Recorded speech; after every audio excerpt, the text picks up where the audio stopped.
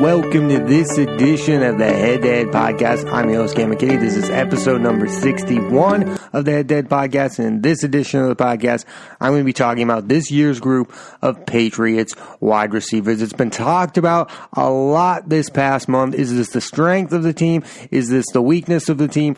I'm going to be talking about the risk versus rewards of the players who are wide receivers on this year's Patriots teams. What are the risks to having them and what are the rewards? Let's start with the obvious candidate, the best receiver on the Patriots right now, Julian Edleman. The risk is that Edleman is older. He is in his 30s now, almost mid-30s. Julian Edleman has taken hits. He will not age greatly. I think that's proof. I think there's proof in that with what happened to Wes Welker at the end. I think Julian Edleman could go through something like that where he just gets injured a lot. I think that could definitely happen. The reward is, of course, he's going to catch 100 catches. He's going to play most of the games unless he's suspended. I think he's the most durable receiver the Patriots have. I don't want to knock Julian Edleman, but I do think that another risk, the risk of having him as your number one receiver. I think in an ideal world, Julian Edleman is the number two receiver to somebody else more talented. I just feel that way. Like if you had a Julio Jones, which you don't, but if he was the number two in Atlanta, I think you would feel better about your situation. But because Julian Edleman is a slot receiver, is your number one target, I'm sorry, maybe I'm old-fashioned. I don't love the look of that. The look of him being your number one receiver. He's not a guy who's going to get 12 touchdowns. He's going to get 100 balls. He's going to get his 5 to 6 touchdowns. He's going to be durable. He's going to take all the hits. He's going to be clutch when it matters. I know those are all positives. The one negative to his actual game is that I don't think he is the ideal number one receiver. In the history of football, the number one receivers have been guys like Terrell Owens, like Julio Jones, even like a Josh Gordon, who I'm going to talk about in a minute. Those guys are your more ideal number one wide receiver candidates, and Julian Edleman does not fit that build. He is definitely one of the best receivers in Patriots history, if not the best. I mean, I think you could start to make that argument. He's a, two-time Super Bowl winner now? I think you can make the case that he is one of the best around. But I'm just saying, look, I think in an ideal world, Tom Brady has a bigger wide receiver as his number one target than Julian. I think Julian Edleman is the perfect number two receiver, not your perfect one at this point in his career. Especially as he ages, I think the idea that he's going to be your number one worries me to a certain degree. What that degree is, I'm not quite sure. I think we'll see that throughout this season. If he can handle an entire 16-game season of being your number one guy, which he has proven in the past he can do. But as he ages and he's at the later stages of his career, is that a spot where you really want Julian Edleman? The answer for me is no. Again, he should be the number two receiver. Maybe N'Keal Harry, who I'll talk about later, you drafted him number one. Maybe he can take over the mantle as your number one receiver and let Julian Edleman age gracefully. But at this point, you're relying on a wide receiver who's going to be in his mid-30s soon to help you win Super Bowls in the future. That, to me, worries me more than I think most Patriots fans are worried about that. Julian Edleman is not getting younger. He's already been suspended. He's going to go through some injuries at some point. I just think that's something that needs to be thought of in the back room, in the mirror, that could actually happen. That could affect this team's Super Bowl chances, because without Julian Edleman, these wide receivers become a weakness to your team. Now let's talk about Philip Dorsett. The risk here to me is he's not consistent. You traded him away to Jacoby Brissett, who is your third quarterback. Maybe you shouldn't be expecting that much out of Philip Dorsett, but the truth is he's not that consistent. He's going to catch 40 balls. He's going to play. He should not be your number two wide receiver, which in this case, it looks like for a portion of the season, he might have to be your number two receiver. And to me, that is a risk. Again, the reward is he has flashes of brilliance. It seems like Tom Brady trusts him. I mean, listen, I don't think you're asking Philip Dorsett to do a lot. But is Philip Dorsett going to surprise me and catch 60 to 70 balls and get some touchdowns? That would be a surprise if that were the case. That's a best case scenario. Worst case scenario, he's ordinary. He catches 30 balls.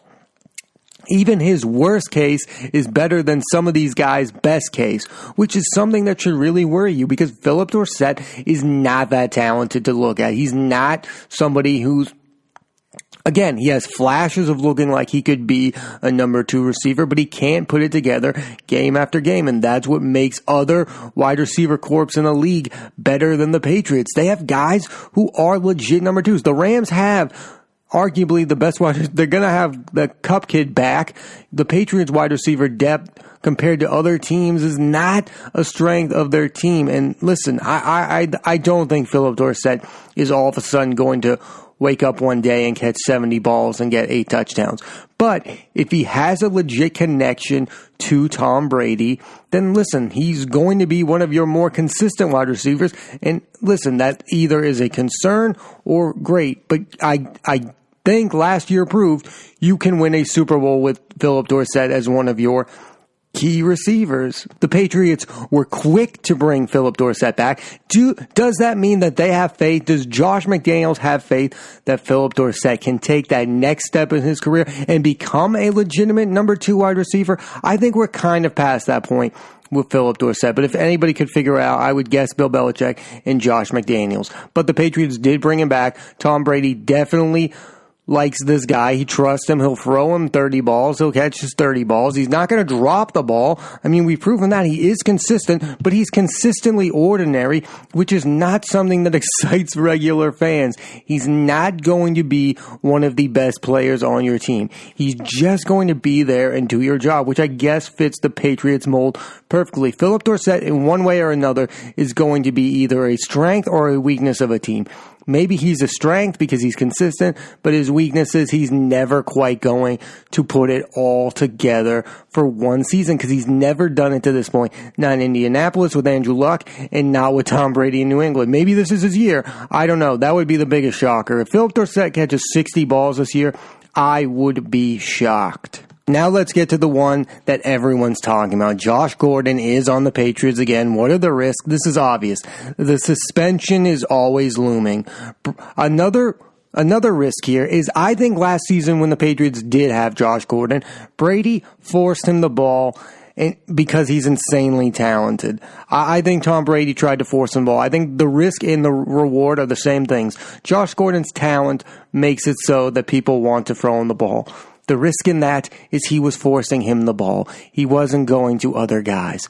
Josh Gordon had to carry a load last season that I don't think can be sustainable, and maybe one of the reasons he had his little relapse. I don't want to quite say that, but I think it's one of the reasons. Maybe you put too much pressure on Josh Gordon. I think Josh Gordon needs to come into a situation where he is your 3rd or 4th wide receiver, and you calmly use him in key situations, but you don't use him all the time. I don't think Josh Gordon at this point can be relied on as a starting wide receiver on the New England Patriots. Maybe if it's like week 14, you can put him into that spot because he's been there most of the season. I think you need to learn to ride the bike with Josh Gordon. You don't need to act like it's a car and go super fast with him. I think he needs to be eased back in to football situations. I think the Josh Gordon situation, again, a suspension is always looming. But I think too many people think that this Josh Gordon is the guy from 2013 Cleveland Browns who is going to put up insane numbers. This is not the same guy. I think this guy currently, as a player, is overrated. He's overhyped. He's been suspended 1,000,000 times. That's just facts. It's not to be mean to Josh Gordon. It is just the fact. He is not the same player that played with those loser Brown quarterbacks that was a star wide receiver.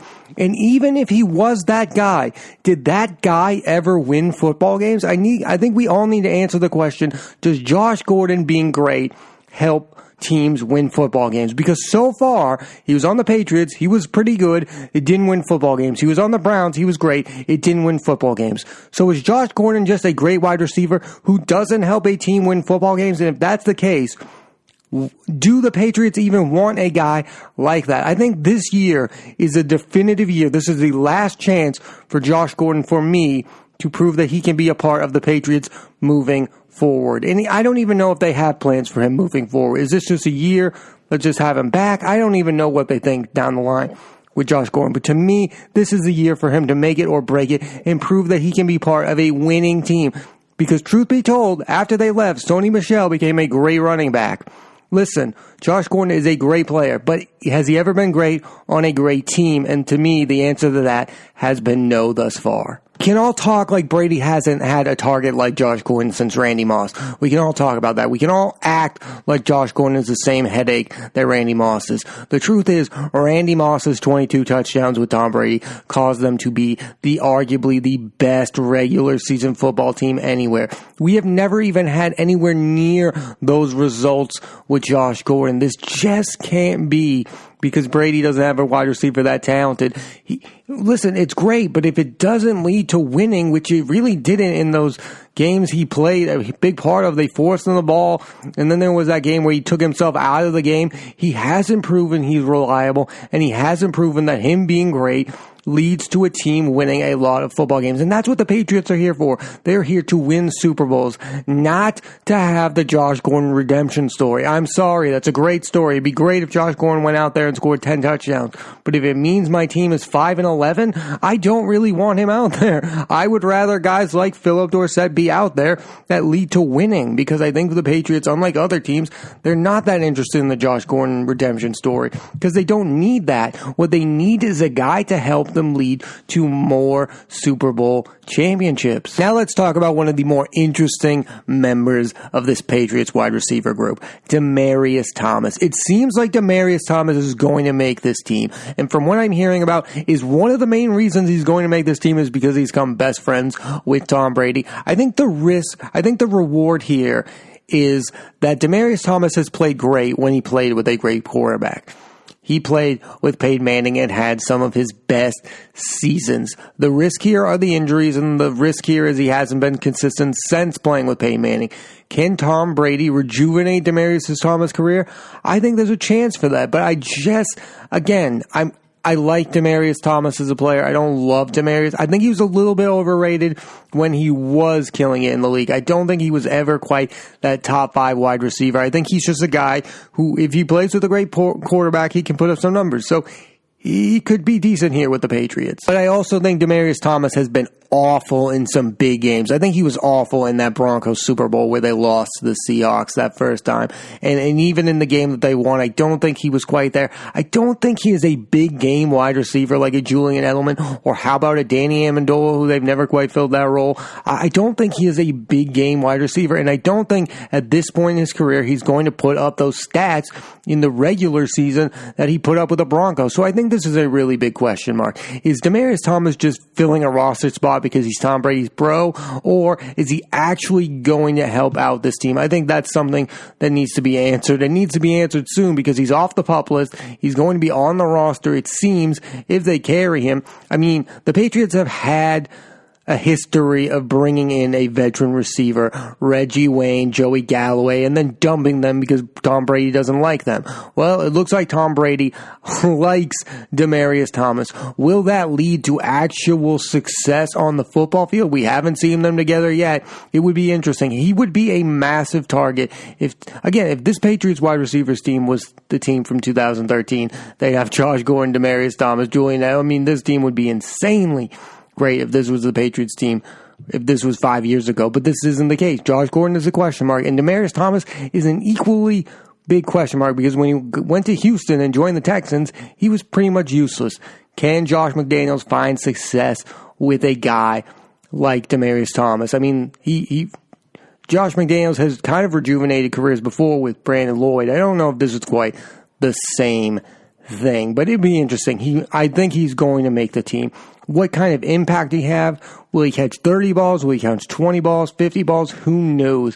But I think he is going to make the team. Now let's talk about the young kids. N'Keal Harry, drafted in the first round by the Patriots, and Jacoby Myers, an undrafted wide receiver.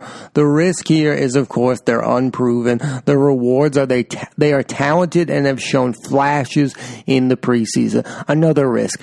When has the last time Tom Brady relied on young receivers? He seems to trust veteran receivers way more more than young receivers. So will N'Keal Harry have any impact his first season? I have literal doubts. And all the hype that Jakobi Meyers has gotten, he plays with Tom Brady in the preseason, he throws him free balls, and he doesn't catch any of them. I think that is a bad sign.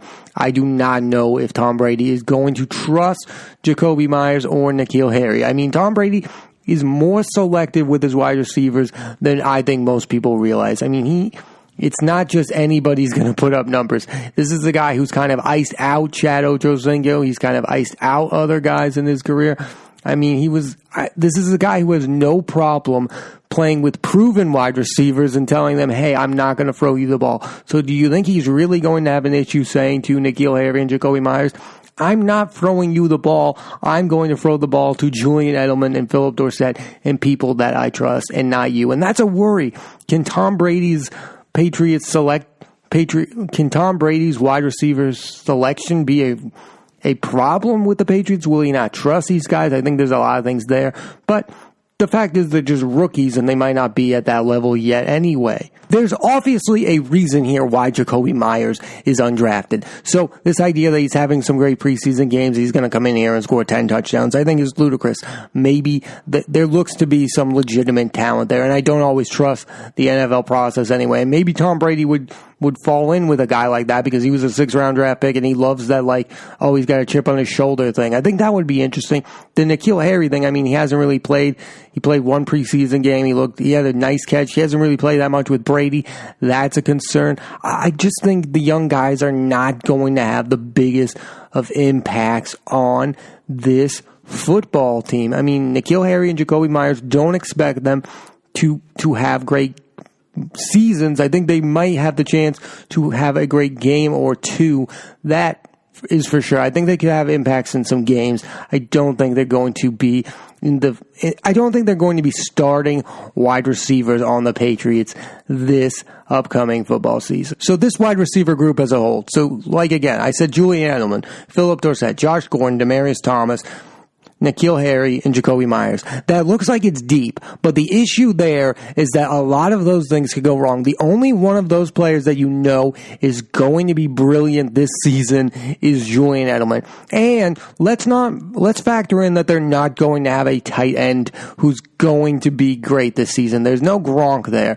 This could really be the first Patriots team since like 2004 that's going to be a run-first offense. So maybe the wide receivers don't have to be great, but that group, Julian Edelman's going to be consistent. Philip Dorsett's going to be consistent. After that, Josh Gordon maybe not be great on the team. Demaryius Thomas, you don't know what he's going to be. N'Keal Harry, Jakobi Meyers. That's 4 of the 6 guys I've mentioned who you don't know what you are going to get. And I don't know if they're even going to carry all 6 of those guys.